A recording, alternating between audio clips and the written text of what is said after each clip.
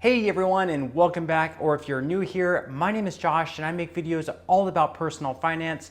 So if you are interested in that topic or you happen to find value in this video, I would definitely appreciate you subscribing to this channel and of course liking this video if you do happen to find value out of it. Now, in today's video, we're going to be discussing the best ways to build your credit score in 2022. Now, I am not a credit expert. However, these are some proven methods that I've seen other people increase their credit score as well as myself. So let's go ahead and dive right into the list. So if you're starting out, maybe if you're a younger person, perhaps you don't have any credit at all. So you're pretty much building from nothing. So at this point, banks don't have any type of reading of how you are as far as when you're lending money, how good you are at paying that money back to them. So in this case, it might be a little difficult to begin to establish a credit history. It might be difficult to get accepted if you're applying for a credit card. So in this case, yes, it is a little bit unfair. It's hard to get accepted for loans. It's harder to get accepted for credit cards. So in this case, you're like, how do I begin to establish a credit history if I can't even get accepted for a credit card? So anytime that you're starting out with banks, you're always going to be considered a risk. Because think of it this way, like you're going to be loaning money to a friend, right? Like your friend is saying, hey, I need $500 from you. I promise I'll give that money back to you. If this person is a risk or you don't know how risky they are, you're probably not going to loan that $500 to them.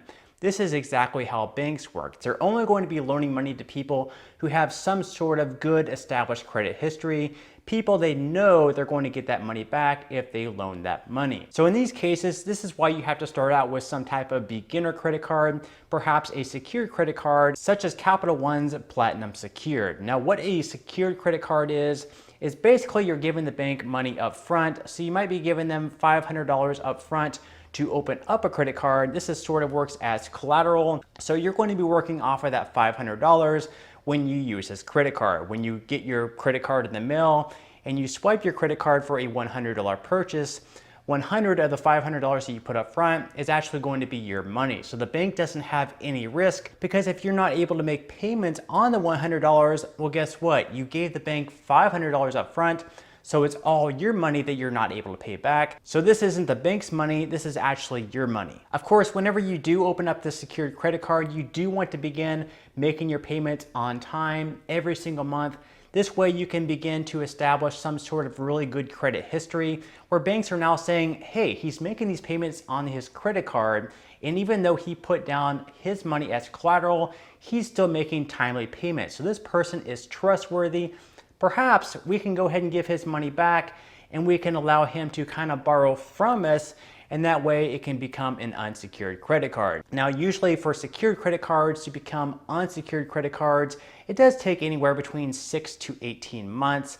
Usually right around 1 year is the sweet spot. But again, whenever you do get these unsecured credit cards, you definitely need to pay on time. Do whatever you have to pay on time, whether that's setting up an alert on your phone like you need to pay on this date, or writing on your calendar when your due dates are, and to make sure absolutely that you're paying on time. You do not want to have any late payments when you're trying to build your credit score. And so with this, we're gonna move on to our second best way to build your credit score in 2022, and that is by being added as an authorized user. Now, you can be added as an authorized user on pretty much anyone's card. It can be a complete stranger, it can be a neighbor, it can be your brother, sister, or of course your parents. Now, in a lot of cases, it does end up being your parents, because it's pretty hard to go up to a neighbor or a complete stranger and be like, hey, can you add me as an authorized user on your credit card? They're gonna be looking at you like you're crazy, right? So what you really want, if your parents have a good established credit history, if they have a credit card that they've had for, let's say, 10, 20, possibly even 30 or more years, and they have a 100% on-time payment history, a really good history with this particular credit card, when they go to add you as an authorized user and that gets reported to the credit bureaus, guess what? You're pretty much going to be piggybacking off of their credit, because all of their credit history, that's going to be given to you. So in my late teens, my parents actually added me as an authorized user on one of their credit cards. So right now I'm still an authorized user. I don't have a card from them. I don't use that card. I'm just added as an authorized user. So on my credit report, it looks like I have 35 years of credit history. Yet I'm not even 35 years old. So you can kind of see how that works. That definitely gives you a bump in credit. It kind of establishes a credit history, 100% on-time payments, and will give you a boost in credit. Now, make sure that whatever credit card that you're added to, that it does have a good credit history, because if it has a bad payment history and this person using the card isn't using it responsibly, that could possibly negatively impact your credit score. So definitely keep that in mind as well. Okay, so in other cases, you may already have a credit card, and this credit card might just be having a higher balance, which could also impact your credit score as well. So how credit scores work, around 30% of your credit score is made up of the credit utilization ratio.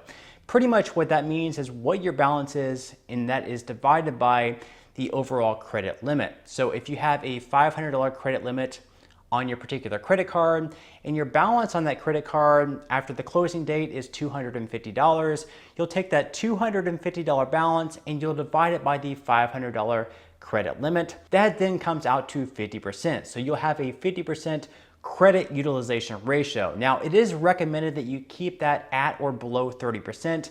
And for the best results, you'll want to keep that actually below 10%. So in this case, at 50%, that is not going to impact your credit score in a very positive way. You would want to keep that a little bit lower. And that's exactly why I always recommend using your credit card like you would a debit card. So when you use a debit card, those funds are immediately withdrawn from your checking account. So with a credit card, that doesn't necessarily happen because you're having to make payments. So to use it like a debit card, what you will want to do is when you do swipe your credit card, you're going to see that amount posted probably within 2 to 3 business days. And then whenever that time passes, you'll want to go into your credit card account and make a payment immediately for that amount. So then your balance goes back down to 0. That way you can keep a 0% credit utilization rate. Now, maybe at this point in time with that said credit card, you already have a huge balance on that credit card and it just seems impossible to pay off. Now, in that case, you may not be able to pay it off right away, but what you really need to do is you need to sit down, you need to make a plan. You need to budget. You need to figure out ways to decrease your expenses and perhaps even increase your income. So perhaps you might have to pick up a second job, maybe a side hustle, anything like that. Really sit down, look at all of your expenses. What expenses do you really need? Do you need every single streaming service that you're currently paying for? Do you need Netflix? Do you need Hulu? Do you need to have Amazon Prime? How many times are you eating out every single month? If you start cooking all of your meals at home, for example, instead of eating out, that's going to save you a lot of money. So you really need to sit down, make a plan, make a budget, and really just be serious about it. Because if you're serious about knocking out the debt, you definitely will. Furthermore, another thing that you can definitely do to better your credit utilization ratio is to simply ask your bank for a credit limit increase. So what this will do is if the bank does decide to increase your credit limit, which isn't something that they will always agree to doing, it'll help better that credit utilization ratio. So let's take a look at that example that I mentioned earlier, where you have a $250 balance with a $500 credit limit. So in that case, as we mentioned, it was a 50% credit utilization ratio. Now, if we call into the bank and we say, hey, can we raise the credit limit from $500 up to $1,000, a $500 credit limit increase?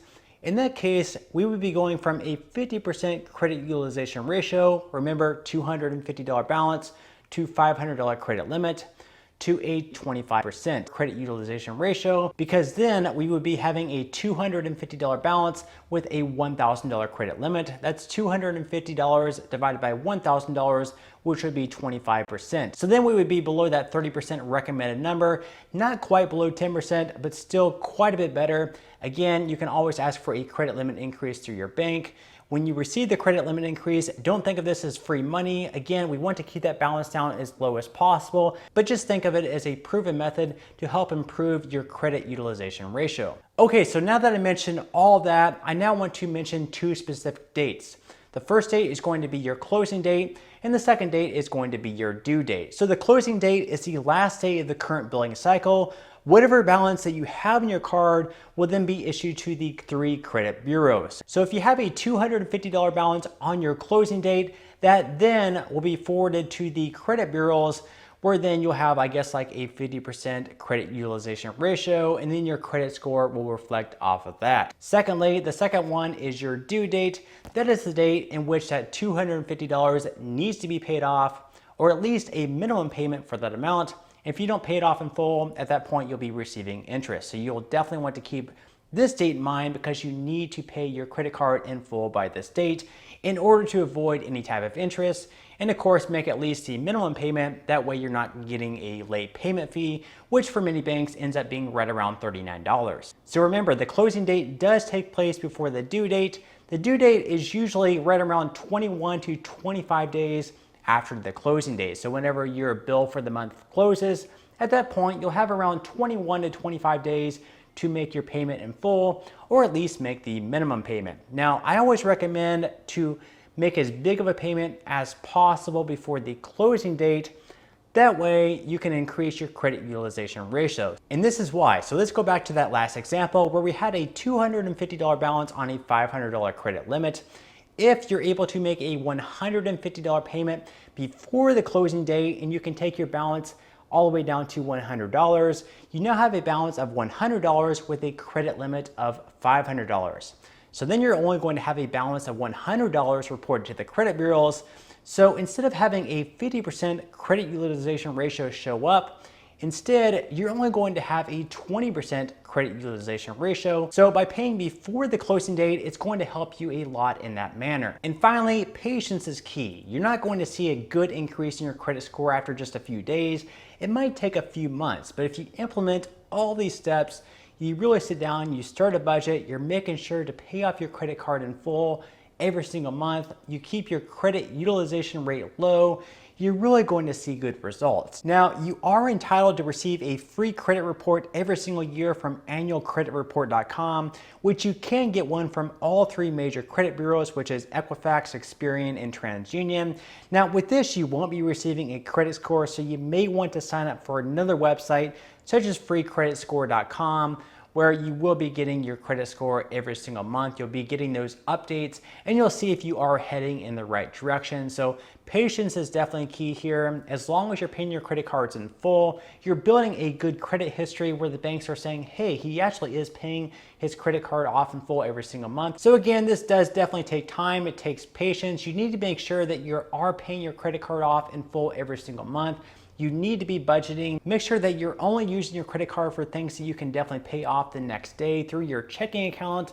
And if you already have a pretty high balance on one of your credit cards, you need to get that down to improve your credit utilization ratio. Do anything you can to improve your income, whether that's picking up a second job, asking for a raise at work, getting a side hustle, whatever you can, lowering your expenses, just scratch and claw and pay off as much of that balance as you possibly can, because we don't want to be paying any interest with these credit cards. So on that note, I'm going to go ahead and wrap up this video. Again, if you did find value out of this video, I would definitely appreciate you giving it a like and also subscribing to my channel so you will be the first to be notified when I do release future videos. So once again, I do hope that everyone has a great and safe rest of their day, and I'll see you in the next video.